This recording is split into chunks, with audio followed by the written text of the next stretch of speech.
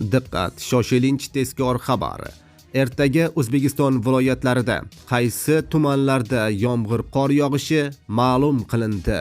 Assalomu alaykum, hurmatli tomoshabinlar. Tezkor yangiliklardan birinchilardan bo'lib xabardor bo'lishni istasangiz, videorolik ostiga like tugmachasini bosib qo'yishni unutmang.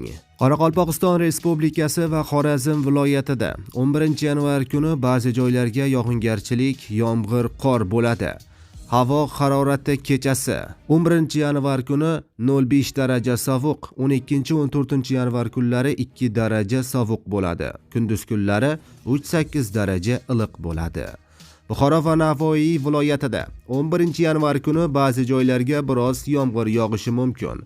12-14 yanvarda yog'ingarchilik kutilmaydi. Havo harorati 11 va 13 yanvar kunlari 2 daraja sovuq, kunduz kunlari esa 13-18 daraja iliq bo'ladi. Toshkent, Samarqand, Jizzax va Sirdaryo viloyatida 11 yanvar kuni yog'ingarchilik kutilmaydi. 12 yanvar kuni ayrim joylarga biroz yomg'ir yog'ishi mumkin.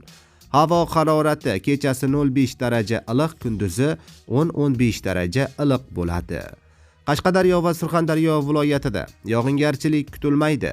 Havo harorati 11 va 12 yanvar kuni 13-18 daraja iliq bo'ladi. Andijon, Namangan va Farg'ona viloyatida havo bulutli bo'ladi, ba'zi joylarga tuman tushadi. Harorat kechasi 2 daraja sovuq, kunduzi 7-12 daraja iliq bo'ladi.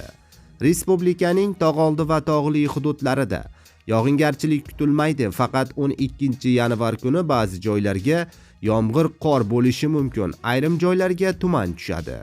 Havo harorati